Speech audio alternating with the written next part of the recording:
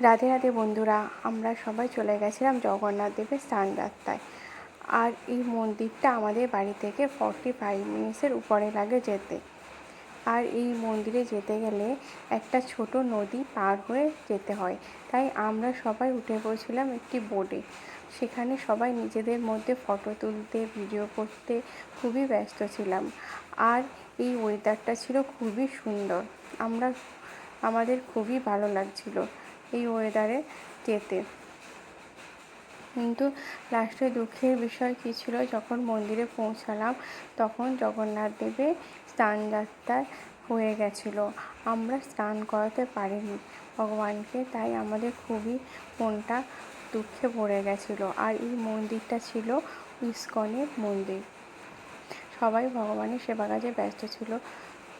আর আমরা যখন পৌঁছেছিলাম তখন ভগবানের পাঠ হচ্ছিল। দেখো, আমি আর আমার বান্ধবী একই রকমের শাড়ি পরে গেছিলাম।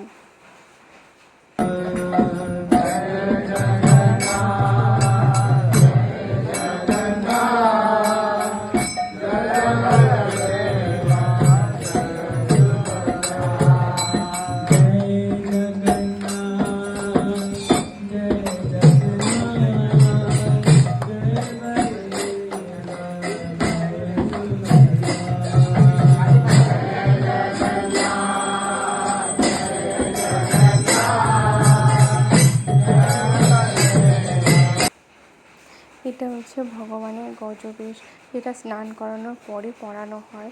এটা গজবেশ দর্শনে করলে মুক্তি লাভ হয়। তার এই সবশেষে প্রসাদ পাওয়ার পালা। আমরা সবাই প্রসাদের জন্য লাইনে দাঁড়িয়ে পড়েছিলাম। দেখো, আমি আমার বান্ধবীর প্রসাদ পাচ্ছি। আমার ছেলে আর আমার হাজব্যান্ড আগেই প্রসাদ পেয়ে নিয়েছে। এবার আমাদের ফেরার পালা। হরে কৃষ্ণ।